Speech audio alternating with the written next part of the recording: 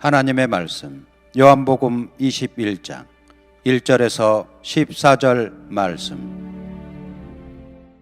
그 후에 예수께서 디베랴 호수에서 또 제자들에게 자기를 나타내셨으니 나타내신 일은 이러하니라. 시몬 베드로와 디두모라 하는 도마와 갈릴리 가나 사람 나다나엘과 세베대의 아들들과 또 다른 제자 둘이 함께 있더니 시몬 베드로가 나는 물고기 잡으러 가노라 하니 그들이 우리도 함께 가겠다 하고 나가서 배에 올랐으나 그날 밤에 아무것도 잡지 못하였더니 날이 새어갈 때에 예수께서 바닷가에 서셨는데 제자들이 예수이신 줄 알지 못하는지라. 예수께서 이르시되 얘들아 너희에게 고기가 있느냐? 대답하되 없나이다. 이르시되 그물을 배 오른편에 던지라. 그리하면 잡으리라 하시니 이에 던졌더니 물고기가 많아 그물을 들 수 없더라.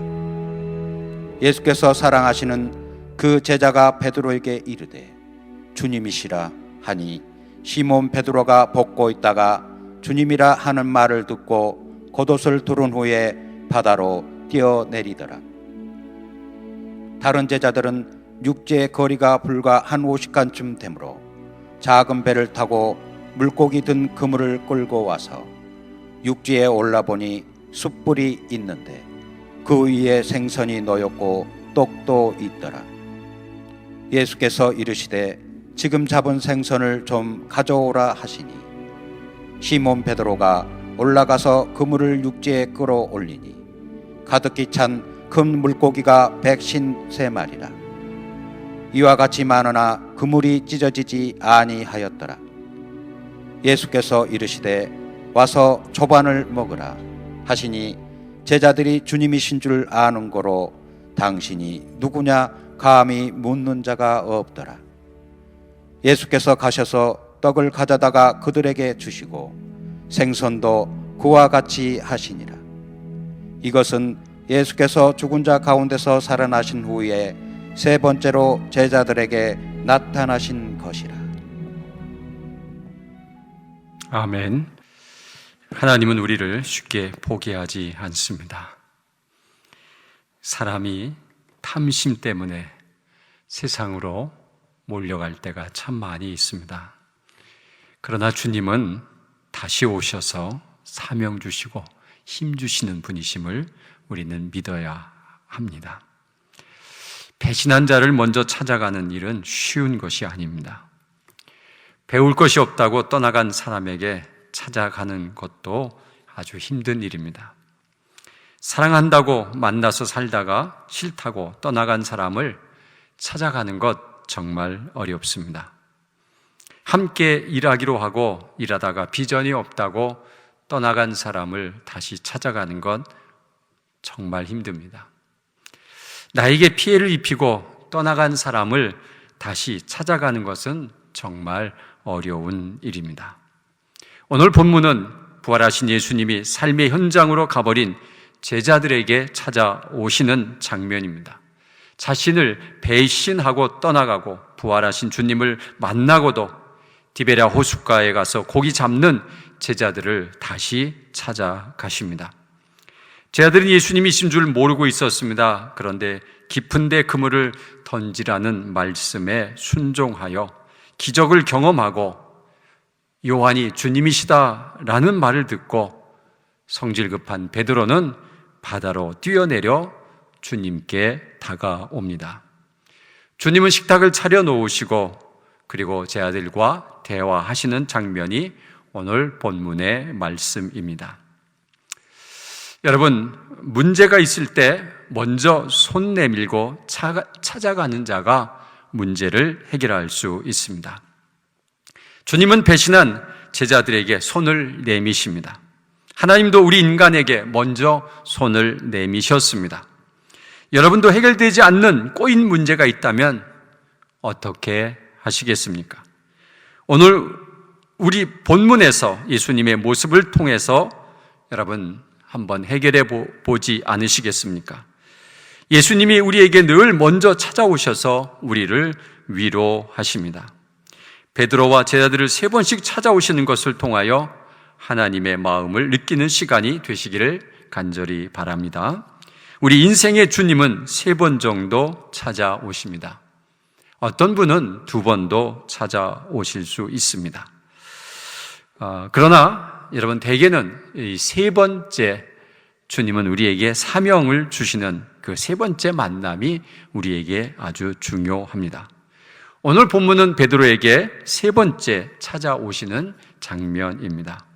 베드로의 3번의 주님을 만남을 통해서 내가 주님과의 만남이 몇 번째인가를 한번 생각해 보시고 다시 주님을 만나는 시간이 되시기를 간절히 바랍니다.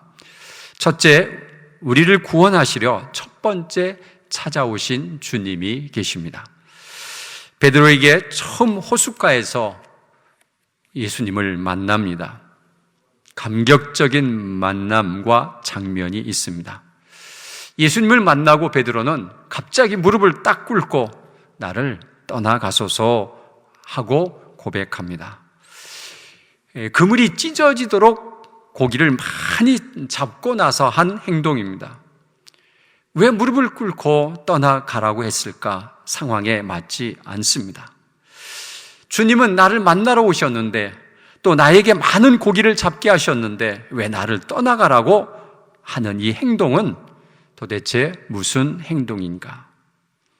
여러분, 이 장면은 누가복음 5장 1절에서 11절까지 나오는 장면입니다.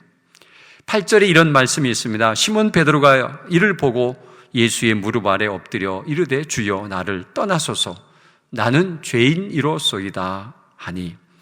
여러분, 이 상황은 게네사렛 호숫가에서 사람들이 많이 몰려왔습니다. 사람들이 너무 많이 왔습니다. 복음을 전하는데, 말씀을 전하는데 이 육성으로는 잘 되지 않습니다. 갑자기 예수님이 배에 그물을 싣고 있는 그 배에 올라가셔서 여기서 말씀을 전하기를 원하셨습니다. 그리고 배를 육지에서 조금 떼라고 말씀합니다. 이 상황은 바다에서 육지로 불어오는 바람이 있습니다.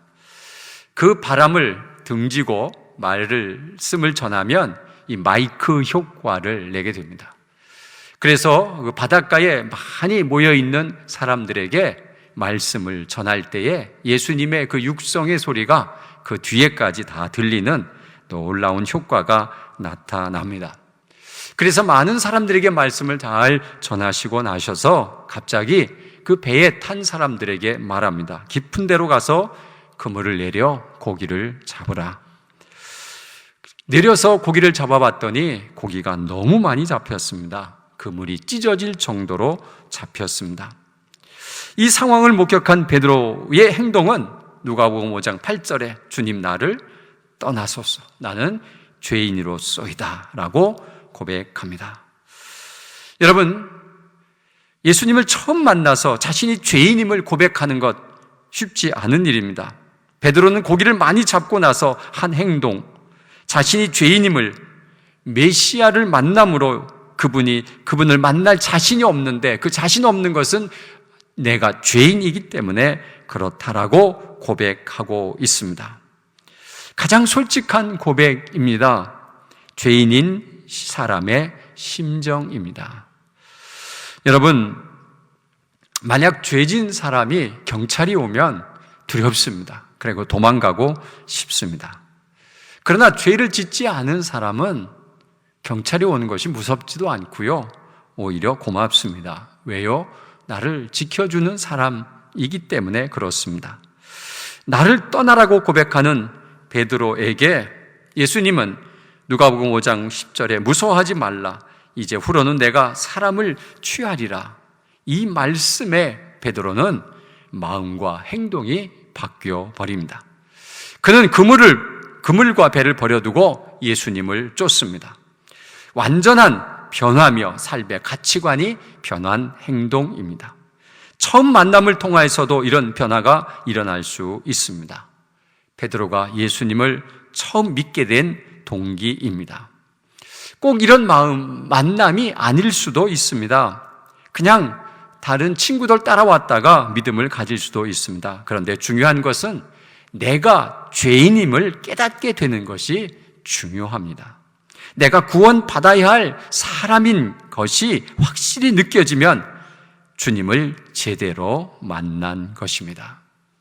사랑하는 성도 여러분, 내가 아직 죄인임을 깨닫지 않고 구원받아야 할 사람인 것이 아직 깨달아지지 않는다면 여러분, 주님을 다시 만나시기를 바랍니다. 주님은 우리들 곁에 계십니다. 내가 사모할 때 주님은 다가오십니다. 그리고 내가 죄인임을 깨닫게 해주시는 분이 예수님이십니다. 나의 주님이십니다. 그분을 다시 한번 만나는 우리가 되시기를 간절히 바랍니다. 두 번째는 우리가 낙심할 때 두 번째 찾아오시는 주님이십니다. 처음 만남은 감격적입니다. 그러나 시간이 지나면 점점 식어가는 것을 느낍니다. 그러다가 믿음마저 흔들릴 때가 있습니다. 늘 믿음의 삶을 사는 것은 아닙니다. 먹고 사는 문제도 힘들어 바쁘고 그래서 열심히 신앙생활을 못할 때가 있습니다. 그래서 믿음이 바닥을 치는 생각이 들 때가 있습니다. 제 아들도 마찬가지 실망한 적이 있습니다. 제자들은 너무 흔들려 버렸습니다. 부활하신 주님을 만났다고는 하는데 자신은 보지 않고는 믿을 수 없다고 우기는 도마에게 찾아오셨습니다. 그 찾아오시는 장면은 요한복음 20장 27절에서 28절에 이렇게 말씀하고 있습니다. 도마에게 이르시되 내 손가락을 이리 내밀어 내 손을 보고 내 손을 내밀어 내 옆구리에 넣어보라. 그리하여 믿음 없는 자가 되지 말고 믿는 자가 되라. 도마가 대답하여 이르되 나의 주님이시요 나의 하나님이시니이다. 제자들은 십자가에서 실망했습니다. 기적을 행하시는 분이 너무 허무하게 아무 반항도 하지 않고 비참하게 죽어가는 모습에서 실망했습니다.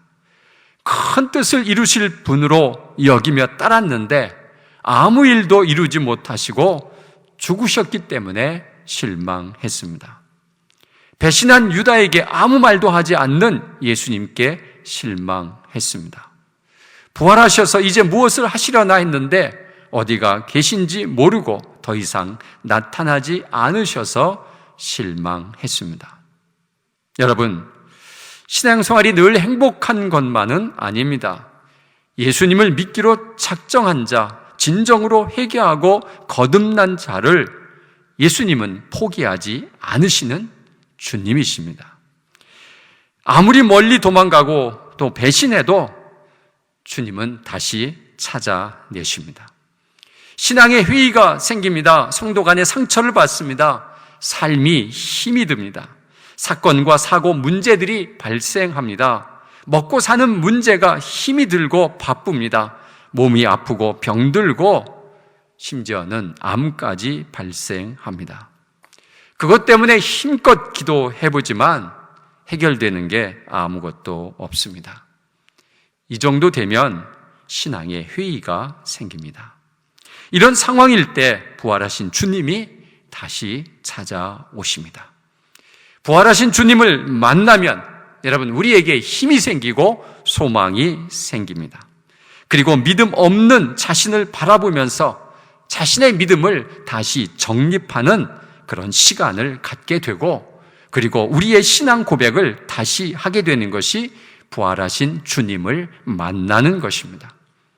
우리가 실망할 때, 우리가 낙심될 때, 그리고 믿음이 다 바닥이 날 때 주님은 우리에게 두 번째 찾아오셔서 우리에게 굳센 믿음을 주시는 주님이십니다.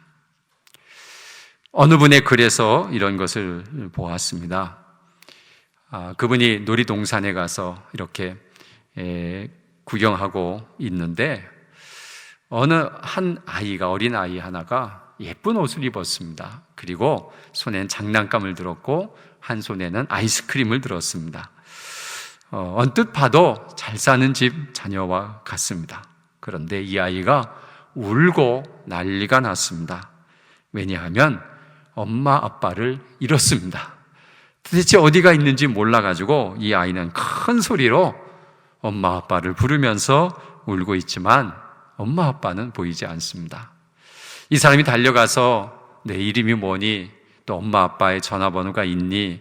그리고 엄마 아빠는 어떻게 생겼니? 라고 물어보지만 대답도 하지도 않고 그냥 큰 소리로 울고만 있습니다.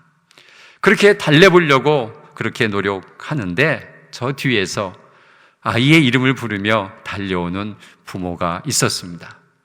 그 부모를 본 이 아이는 엄마에게 달려가서 안기고 그리고 울음을 그쳤습니다. 그리고 얼마 지나지 않아서 그는 엄마 품속에서 잠들어 버렸습니다. 너무 피곤했던 것 같습니다. 엄마 아빠는 이 아이의 믿음의 대상입니다. 절대적으로 믿습니다. 그리고 엄마 아빠는 안정감이고 평안함입니다. 사랑하는 성도 여러분, 하나님을 아버지라고 부르십니까? 그 하나님 아버지는 지금도 우리의 부모님이십니다. 고난 속에 주님이 찾아오십니다. 몸이 아픈 가운데 주님은 오십니다. 이것이 두 번째 만남을 통하여 믿음이 변하지 않는 절정에 이르도록 예수님은 다시 한번 우리에게 찾아오시면서 자신의 고난 속에서 주님을 발견할 때 이 고난이 축복임을 깨닫게 됩니다.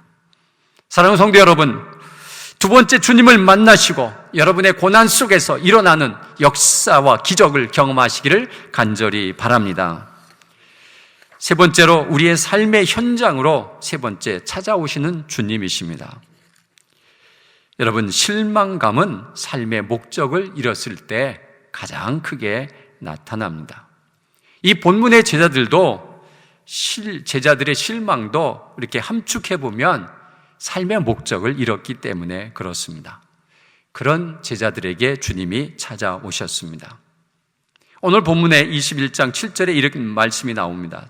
예수께서 사랑하시는 그 제자가 베드로에게 이르시되 주님이시라 하니 시몬 베드로가 벗고 있다가 주님이라 하는 말을 듣고 겉옷을 두른 후에 바다로 뛰어내리더라. 세 번째 오셔서 처음과 비슷한 모습을 보입니다. 고기를 많이 잡게 하는 그 모습을 보여줍니다. 그물을 오른편에 던져라 명령하십니다. 삶의 현장에서 가장 힘든 상태를 물어보십니다. 힘든 문제를 해결해 보이십니다. 그리고 식사까지 차려주시며 그들에게 찾아오시는 것이 오늘 본문의 말씀입니다. 예수님은 제자들에게 삶의 목적을 찾아주려고 다시 오셨습니다. 부활하신 주님을 보았는데도 주님은 안 나타나십니다. 이제 우리가 무엇을 하지? 왜 예수님은 우리에게 아무 말도 안 하시고 그저 믿는 자가 되라고만 하시지? 지금 당장 의식주 문제가 해결되지 않는데 주님은 도대체 어디 계신 거지? 그러면서 그들은 실망하고 바닷가에 나와서 고기를 잡습니다. 그런데 그 삶의 현장은 여전히 어렵습니다. 고기를 못 잡고 있습니다. 오셔서 그들이 원하고 있는 목적을 달성하고 있는지를 확인합니다. 고기가 있느냐? 못 잡은 것을 아시고 그물을 오른편에 던지라고 명하십니다. 예수님은 삶의 현장에서 가장 힘든 문제를 해결해 보이셨습니다. 많은 물고기가 잡힌 것으로 그들에게 말없이 묻고 계신 것입니까? 너희들이 추구하는 목적이 이것이냐? 제자들을 아무 말도 없습니다.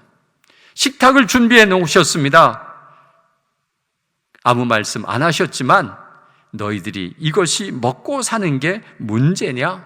라고 주님은 대화하기를 원하십니다. 그리고 나를 사랑하느냐 물으시고 사명을 주시는 주님이십니다. 세 번째 찾아오시는 예수님은 우리의 실망을 달래러 오신 것은 아닙니다. 삶의 현장으로 찾아오셨습니다. 삶의 목적을 찾지 못하는 사람들에게 오셔서 소명을 주시는 분이 예수님이십니다. 우리는 세 번째 주님을 만나야 우리의 삶의 목적을 가지고 진지한 삶을 살 수 있습니다. 우리의 삶의 목적이 주님과 같다면 정말 행복한 사람입니다. 내가 목숨 걸고 가야 할 길이 있다는 것은 행복한 일입니다. 사랑하는 성도 여러분, 삶이 곤고하십니까? 이렇게 살다가 가나 그렇게 생각하는 분 계십니까? 아니면 나는 두 번째 주님을 만나서 믿음이 흔들림이 없는데 혹시 나는 아무런 사명이 없다라고 생각하는 성도님들은 없습니까? 주님 앞에서 내가 무엇을 하여야 하는지, 내가 하고 바쳐야 할 일이 무엇인지, 여러분, 그것을 깨닫는 것, 이것이 얼마나 중요한 일입니까? 사랑하는 성도 여러분, 주님을 만나시면 이 사명을 주시는 주님이심을 믿으시기를 간절히 바랍니다. 세 번째 오신 주님은 우리에게 사랑을 확인하시고 사명을 주시기 위해서 찾아오신 예수님이십니다. 사랑하는 성도 여러분, 사랑한다고 고백하시길 바랍니다. 그러면 예수님은 우리에게 사명을 주시며 그 사명을 받고 살아가고 삶의 목적을 가지고 힘차게 살아갈 수 있는 힘과 능력을 우리에게 주시는 것입니다. 내가 열심히 주님을 찾아간 것 같지만 사실은 주님이 늘 찾아오셨습니다. 사랑하는 성도 여러분, 그분을 영접하시길 바랍니다. 그리고 다시 믿음을 세우고 신앙 고백을 하시길 바랍니다. 그리고 주님이 주시는 사명으로 우리가 다시 한번 일어나서 사명자다운 삶을 사시는 우리 모두가 되시기를 간절히 바랍니다. 용혜원 목사님 시를 낭독해드리고 설교를 마칠까 합니다. 침묵 중에 찾아오시는 주님, 침묵 중에 찾아오시는 나를 사랑해 주시는 주님을 조용히 만나고 싶다.